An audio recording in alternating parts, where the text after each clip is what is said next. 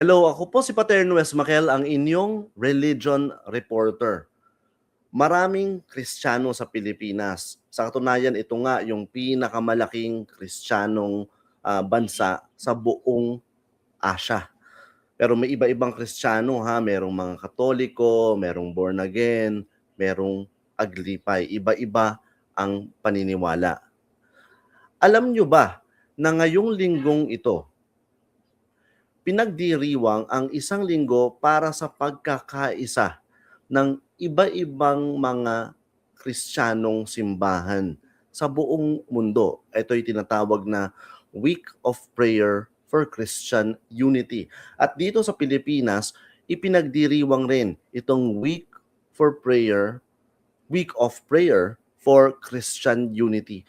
Makakasama natin ngayon ang isa sa mga conveners nitong Week of Prayer na ito dito sa Pilipinas, si Miss Mini Ann Mata Calub, ang General Secretary ng National Council of Churches in the Philippines o NCCP. Itong NCCP, ito ang pinakamalaking grupo ng mga Protestant churches sa Pilipinas at si Mini ang pangalawang laywoman na General Secretary nito. Tama ba? Opo. Pangalawang Yes, laywoman General Secretary at ngayon makakasama natin siya para mas malaman natin kung ano nga ba itong Week of Prayer for Christian Unity na ito at bakit ito mahalaga para sa mga Pilipino. So, welcome to The Religion Reporter, Mini. Magandang hapon, Paterno. How will I call you? Paterno. Yan. Or Okay, Pat, you can call me maraming, Pat, oo. Maraming salamat no, sa pag-reach out sa NCCP para maging kabahagi ng iyong pagbabahagi. No? Ano itong sineselebrate natin ngayong linggong ito, yung Week of Prayer for Christian Unity. Yeah.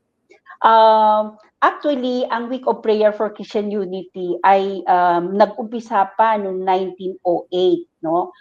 Meron dalawang faithful na Episcopalian, si Father Paul Watson and Mother Lurana White. Inumpisahan nila ito, parang ang tawag nila noon ay Church Unity Octave, no? Para i-promote yung Christian unity. Si Pope Pius X, ni-recognize niya itong practice na ito, no, ng joint prayers, at kaya noong 1916 si Pope Benedict XV ginamit niya ito at in-encourage niya ito para sa buong Universal Church, no. Noong 1948 yung World Council of Churches ay tinignan din ito bilang mahalagang observance, no? And nag-umpisa noong 1966 na nag-usap ang Vatican at ang World Council of Churches na bumuo ng common, no? Common international text na gagamitin sa buong mundo. Dito sa Pilipinas, nag-umpisa actually siya na umpisahan ng CBCP, no? Sa CBCP lang at mga ilang Protestant and Orthodox churches ang nag-adapt nitong Week of Prayer. Sa bahagi ng NCCP, naging isang mahalagang milestone sa gawain na ito noong 1986, no? Nung nagkaroon ng pag-uusap noon si Jaime Cardinal Sin at ang leadership ng NCCP, ang dating General Secretary na si Dr. Feliciano Carino, ang chairperson noon ay si Bishop Tito Pasco ng Iglesia Filipina Independiente, at ang Christian Unity and Ecumenical Relations ng NCCP. At dito, pinag-usapan na talagang nagkaroon sila ng commitment na taon-taon ay magkakaroon na ng joint celebration ang CBCP at ang NCCP ng Week of Prayer for Christian Unity.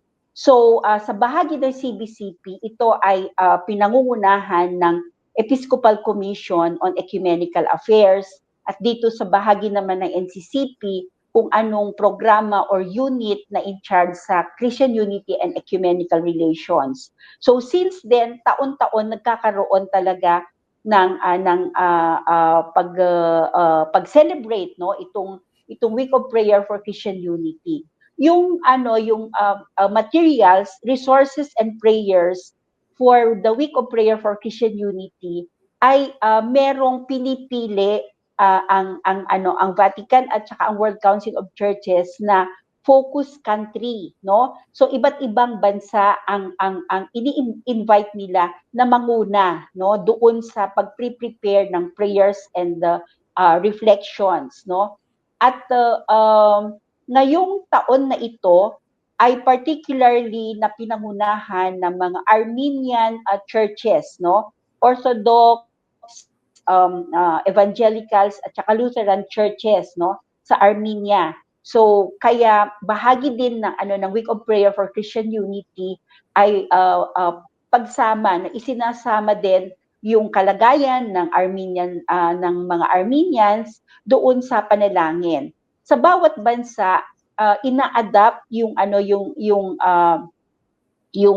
prayers and reflections, pero tinitignan din kung paano siya nailalapat, no, doon sa context, no. Sa atin, ano ang konteksto ng Pilipinas at paano natin isinasabuhay at nilalagyan ng laman yung prayers and reflection na ihinanda ng joint WCC and Vatican Dicastery on Ecumenical Relations, no. Sa taon na ito ang tema ay kuha sa Ephesians chapter 4 verse 4, kung saan sinasabi nito na there is one body and one spirit, just as you were called to the one hope of your calling. Kaya yung tema natin ngayon ay one body, one spirit, one hope.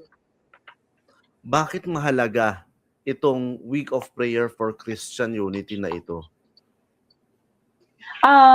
Sa atin, sa Pilipinas, sinabi na nga natin kanina na ang Pilipinas ay majority ay mga Kristiyano, at may iba-ibang tradition, may iba-ibang theological stand, at may iba-ibang religious practices.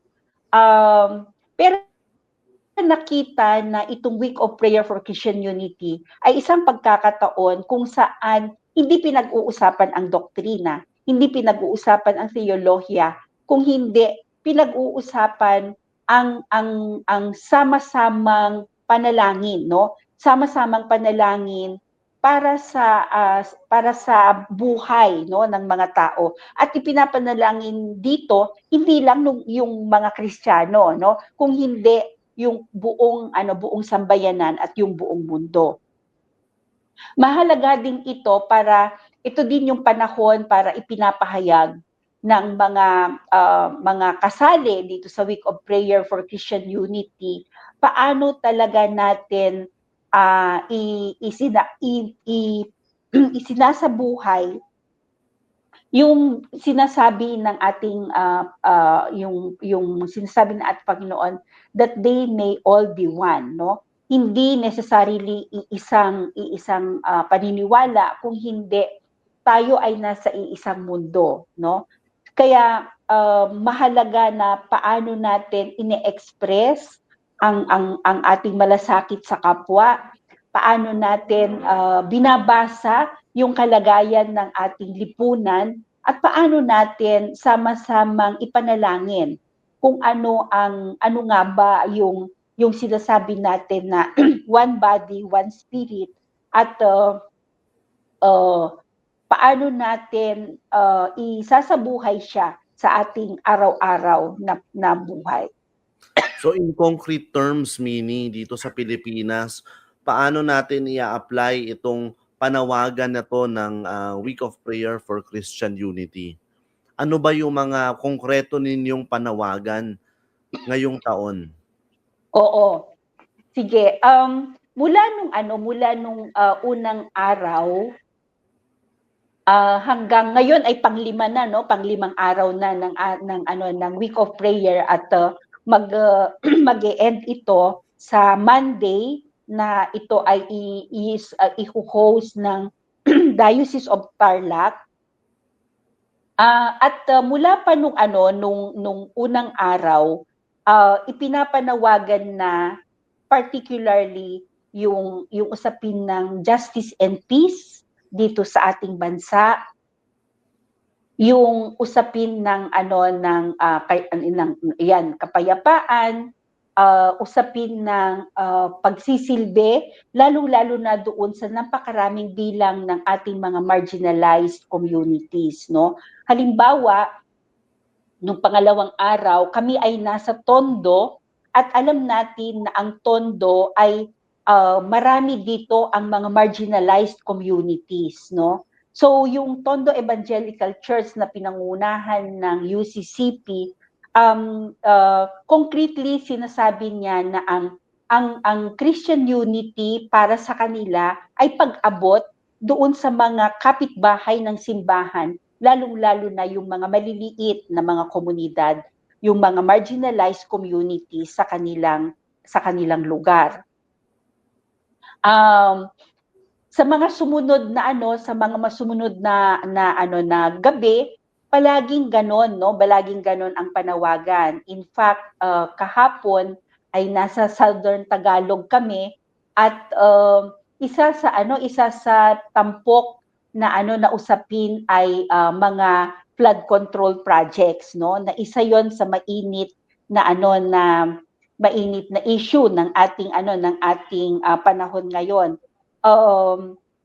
Ito ay usapin ng pagpanalangin para sana magkaroon ng tunay na accountability, no, na hinahanap ng mga mamamayan, lalo-lalo na sa panahon natin ngayon, no. So kaya tinitignan kung ano yung mga nagaganap sa ating kapaligiran, sa ating lipunan, at ang expression nito ay ang marubdob na panalangin ng mga Kristiyano na maibsan ang kalagayan ng mga mamamayan, ang mga namumuno sa ating bayan ay magkaroon ng tunay na pagsisilbi sa ating sambayanan, yung mga ganon, no? Kanina nabanggit ninyo na ngayong linggong ito, isang tabi muna yung doktrina, yung mga doctrinal differences. At ito nga, meron kayong mga common na panawagan, kasama dyan yung sa flood control. Pero sigurado ako may magtatanong, isinantabi nyo yung doktrina, hinaluan nyo naman ang politika. Bakit po mahalaga para sa inyo na merong ganyang mga political issues na natatakel sa isang linggo na para sa panalangin? Sa atin kasi, ang buhay ng Kristiyano ay pagsasabuhay doon sa mga turo, no, sa ating nababasa sa Biblia. Maraming katuruan doon, no?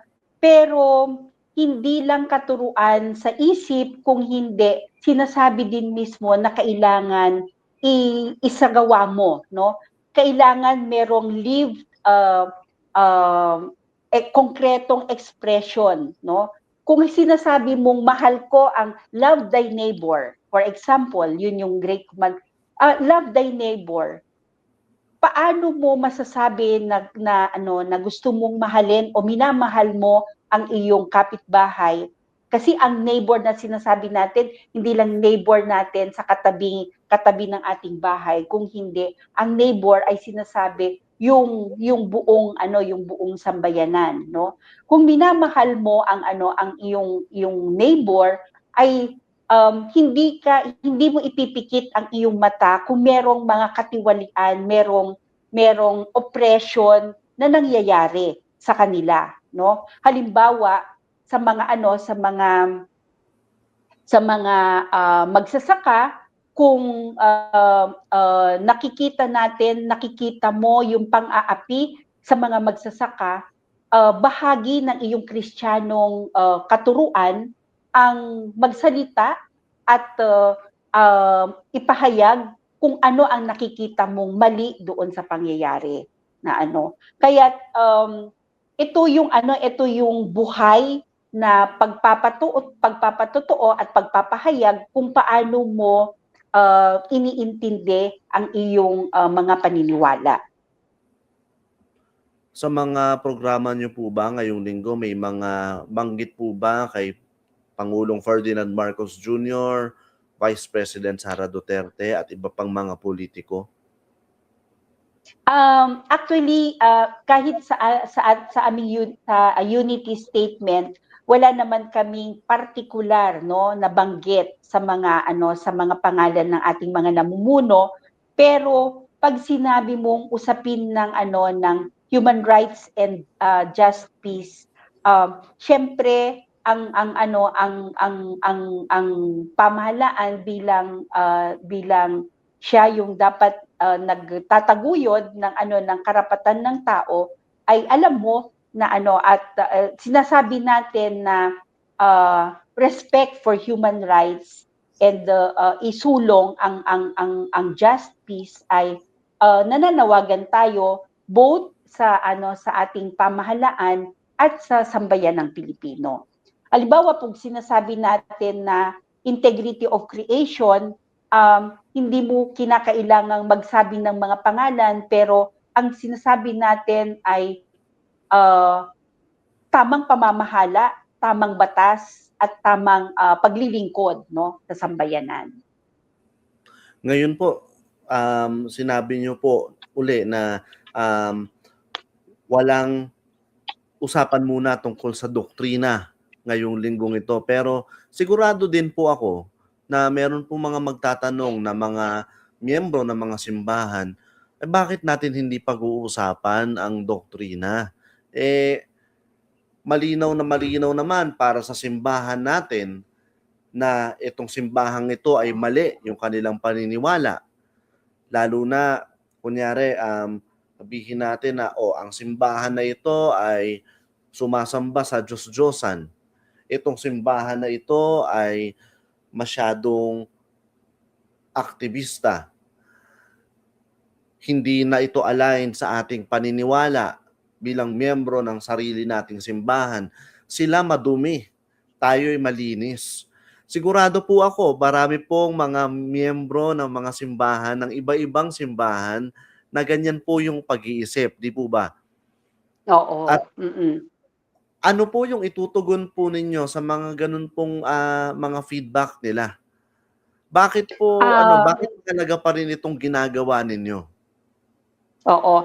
Siguro isa sa mga narinig ko no sa mga pahayag no ng mga nagbigay ng homily ay yung patuloy na pagpapaliwanag no. Patuloy na pagpapaliwanag at sabi nga doctrine divides pero service unites no. Hindi natin maiiwasan yon kasi kahit sa mga simbahan ng NCCP ay may mga internal problems din no yon. Pero sa tingin namin yung patuloy na dialogue, yung patuloy na fellowship actually itong mga nagpa-participate no sa Week of Prayer for Christian Unity, nanggaling sila sa iba't ibang mga simbahan. May mga iba pa nga na yung mga maliliit lang na mga simbahan, pero nakikita nila na at some point meron tayong convergence no. Meron tayong pagsasama-samahan na pag-uusapan. Tingin namin ito ay dahil nakikita ng bawat isa na hindi kaya naman ng bawat isa na natugunan no lahat ng mga usapin bawat isa ay may angking gift, no? Bawat isa ay merong kahinaan. At tinitignan yun na pag pinagsama-sama lahat ng mga effort at nagkaroon ng patuloy na fellowship, in fact sabi nila nakakatulong yung tuloy-tuloy na fellowship kasi doon nagkakaroon ng pagpapaliwanagan, no? Marami yung mga nagte-testimony, halimbawa na nung una ayaw kong makipag-usap, no, sa mga miyembro ng ganitong religious group, pero dahil sa patuloy na dialogue at pagpapaliwanagan, sharing, at siyempre napaka-importante siguro yung respeto sa bawat isa, no? And I think yun yung essence ng Christian unity, no? Yung pagrerespeto sa kung ano ang meron ka, ano ang meron sila, ano ang paniniwala nila. Basta't wag lang umabot doon sa talagang lantaran at harap-harapan na panglalait sa bawat grupo. Baka tingin ko meron at merong issue at concern at point of convergence at point of pagkakaisahan, no, ng bawat isa. Minim, alam ko meron kang lakad pagkatapos ito. Pwede ba akong tumawad ng 2 last question na lang? Okay, sige. Okay, second to the last question.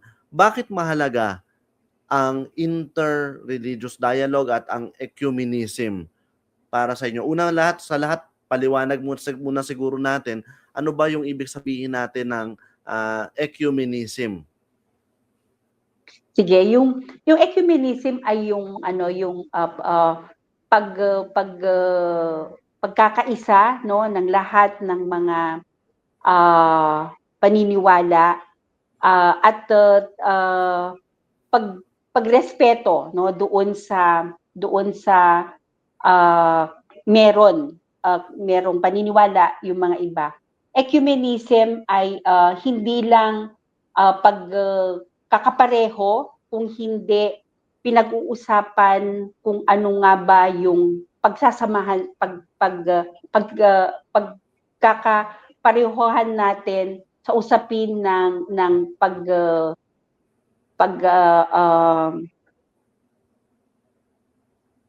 yung pag-intindi, no, sa bawat isa. Ang ecumenism din ay pag-unawa, no, doon sa kalagayan ng mas malawak na lipunan kung saan kabahagi yung simbahan. Sabi nga natin, ang oikomene ay iisang bahay para sa ating lahat, at ang pag-abot sa bawat isa ay bahagi ng ating mission, no?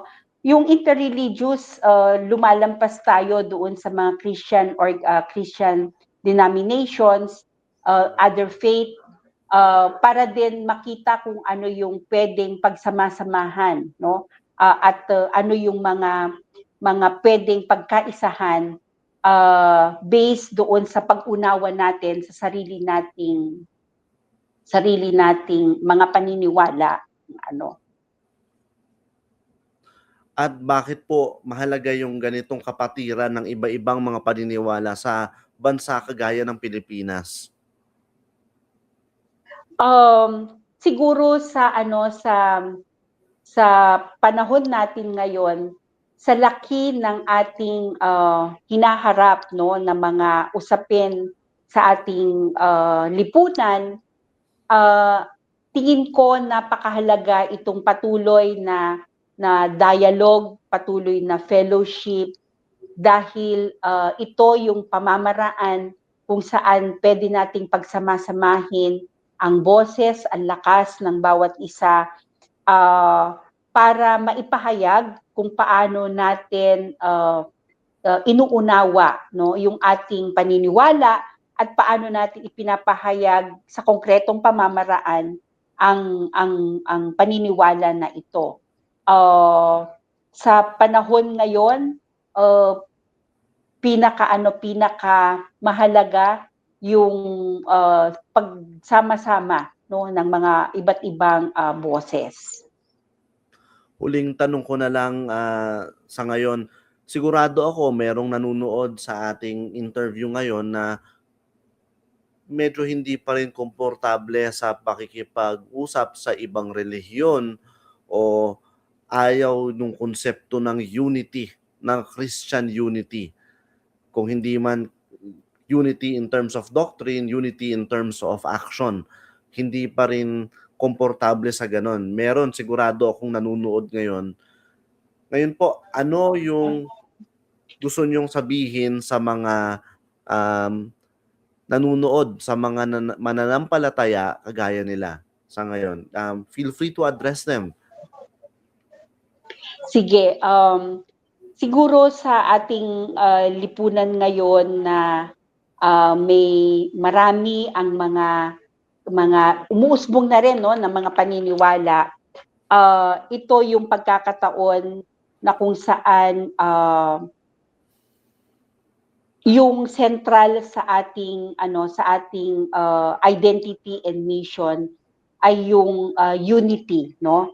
Unity hindi lang para sa bilang isang gusto nating abutin at bilang source ng ating strength para sa ating calling, no? Ito ay panahon para magkaisa sa layunin na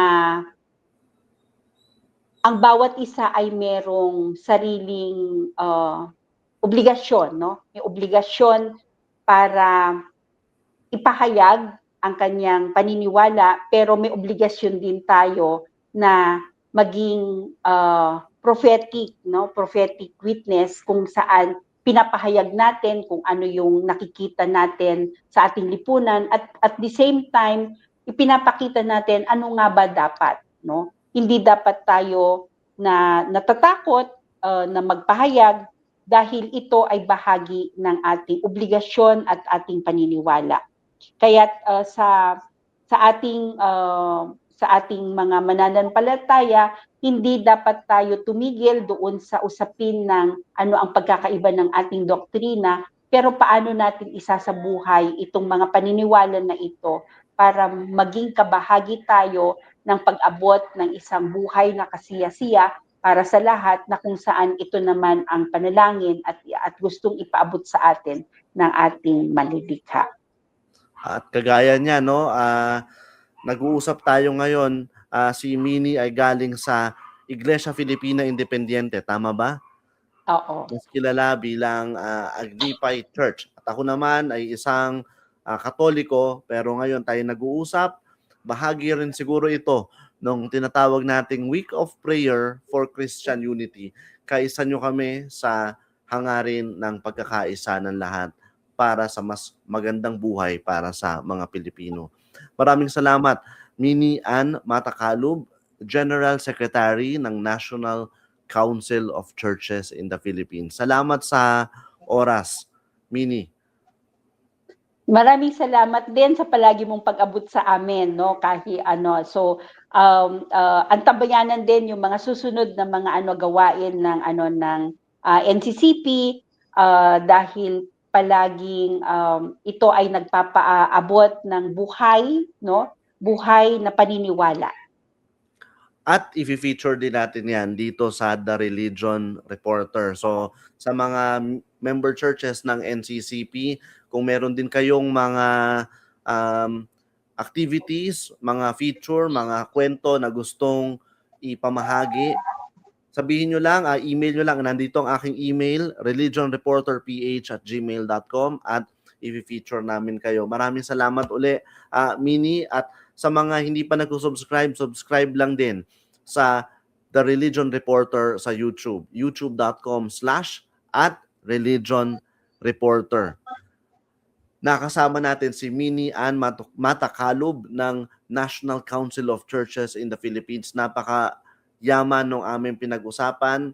Pwede niyong balikan, i-rewind, at namnamin sa inyong spare time. Marami pang mga issue tungkol sa relihiyon na pwede natin pag-usapan dito sa The Religion Reporter. Mag-email lang sa religionreporterph@gmail.com. Maraming salamat sa inyo. Ako po si Paterno Esmaquel, ang inyong Religion Reporter.